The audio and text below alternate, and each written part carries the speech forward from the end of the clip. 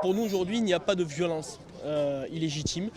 On est dans un cadre de légitime défense avéré. Il a foncé donc sur les fonctionnaires de police et a tenté de porter à 3 reprises des coups avec un grand ciseau. Les fonctionnaires de police au 3e coup de couteau. Avec un grand ciseau, les fonctionnaires de police au 3e coup de couteau ont dû faire usage de leur arme pour faire cesser l'infraction et pouvoir effectivement protéger leur intégrité et celle des membres de la famille qui étaient sur place.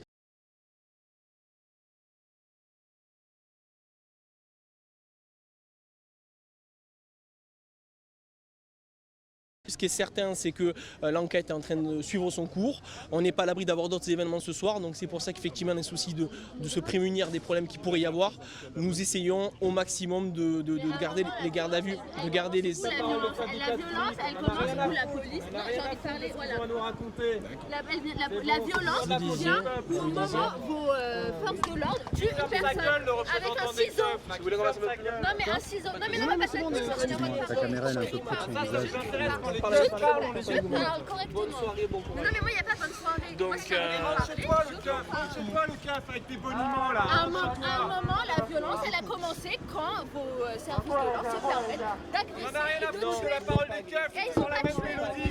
Quand il y a quelqu'un qui meurt, c'est toujours les mêmes discours. Légitime défense avec un ciseau. La porte s'ouvre et la victime est propulsée vers l'arrière et simultanément à l'ouverture de la porte, un coup de feu est déclenché. Le monsieur tombe, la fille juste à côté voit le 2e policier qui vient essayer de mettre des serviettes pour bloquer l'arrivée du sang. Le 2e policier, un autre policier vient prendre le pouls, il dit je sens encore son pouls, et tout de suite les enfants, les enfants, le reste des enfants sont cloîtrés dans la chambre de 20h à 22h30. Après ils ne savent pas exactement ce qui s'est passé entre temps, mais ils sont formels. Jamais la victime n'a agressé qui que ce soit. Jamais il y a eu de sommation. Aujourd'hui, j'ai une famille très traumatisée, des enfants choqués par ce qu'ils ont vu, ce à quoi ils ont assisté. Et aussi, il y a un 2e choc, un 2e traumatisme qui est lié à la version qui est donnée par les forces de police. Parce que pour eux, cette version travestit la réalité. Et à quoi bon? À quoi bon? C'est la question qu'elle se pose. Pourquoi on travestit la réalité? C'est que quelque part, il y a des zones d'ombre qu'il faudra lever et que nous espérons que l'enquête permettra notamment de lever. Moi, à ce stade, je n'ai pas d'éléments du dossier, mais de ce que je sais, c'est que bien évidemment ça a été présenté comme d'une part en premier temps une blessure à l'épaule, et aussi une autre blessure à l'abdomen. Hier, votre collègue journaliste me fait comprendre que finalement la police me dit « Oh non, finalement il n'a pas été blessé, il avait son gilet pare-balles, heureusement ».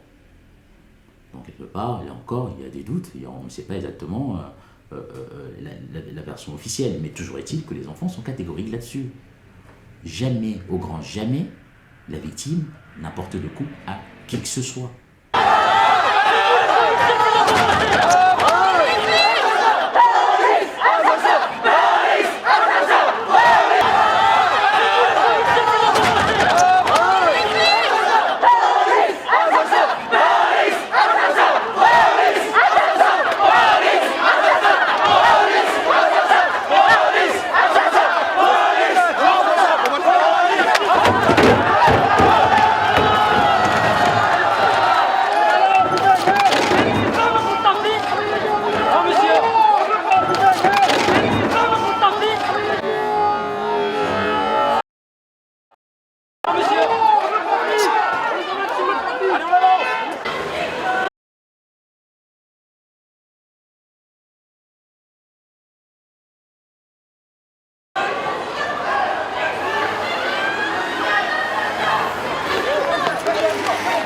Qu'est-ce que tu veux? Lâche mon mari!